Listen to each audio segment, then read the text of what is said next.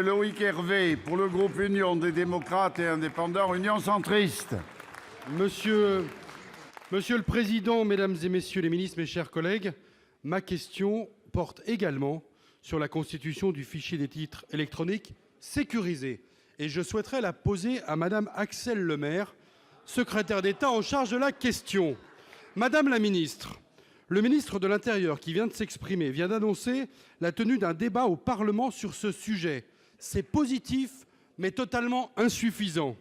Il ne s'agit pas évidemment de remettre en cause les objectifs invoqués à l'appui de la constitution du fichier TES, mais cette constitution doit être autorisée par le Parlement et pas seulement y être débattue.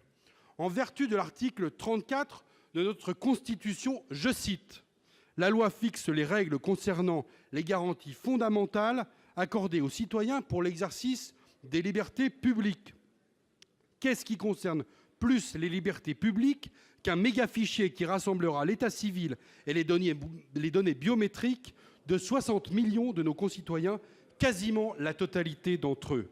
D'autant plus que le risque de hacking est grand, nous le savons tous.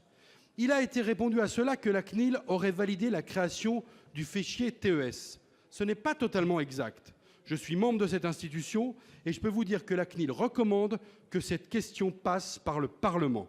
Le Conseil national du numérique lui a emboîté le pas hier en publiant un brûlot contre le décret. Et le gouvernement lui-même est divisé sur le sujet, puisque vous avez, Madame la Ministre, dans une interview donnée au journal L'Opinion, dit à quel point vous avez été abasourdi de découvrir la création du fichier TES au journal officiel.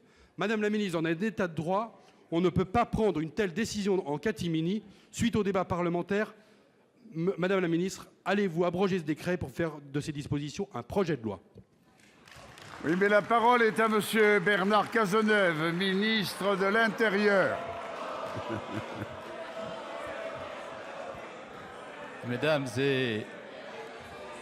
et messieurs les sénateurs, je suis absolument désolé de susciter un tel niveau de déception, mais je vais malgré tout essayer de répondre à la question que vous venez de me poser, monsieur le sénateur.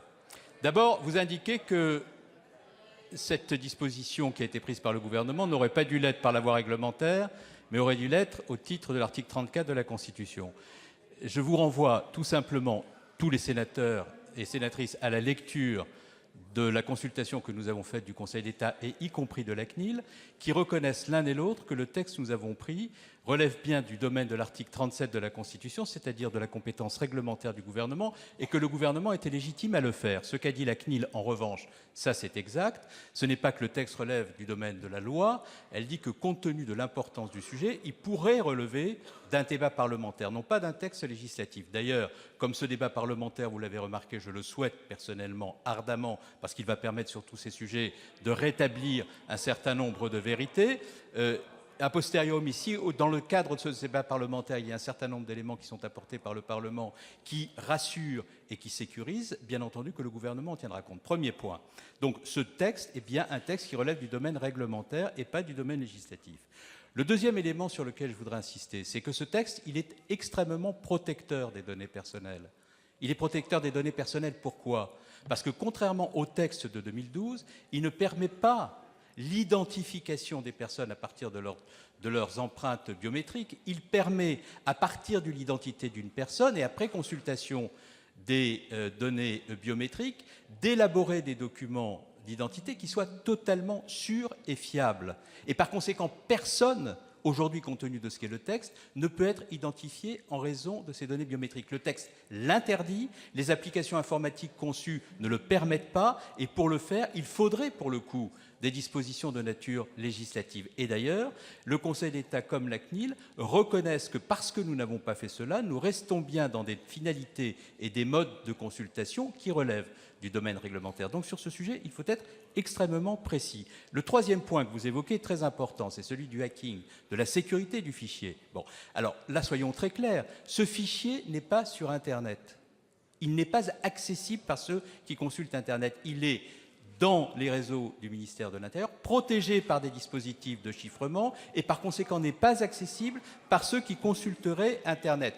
Donc, Pour toutes ces raisons-là, ce que je vous propose, c'est que le débat que nous allons avoir permette de donner toutes les explications. Monsieur le sénateur, ici comme à l'Assemblée nationale, s'il y a des parlementaires qui veulent, dans le cadre du contrôle sur pièces et sur place, venir vérifier la manière dont les choses sont conçues informatiquement au service du ministère de l'Intérieur, les portes sont bien entendu ouvertes et toutes les explications seront données. Je comprends qu'il y ait des interrogations, mais il ne faut pas transformer l'état de droit en un état de suspicion et ne pas créer les conditions que sur ce sujet, il y ait des fantasmes.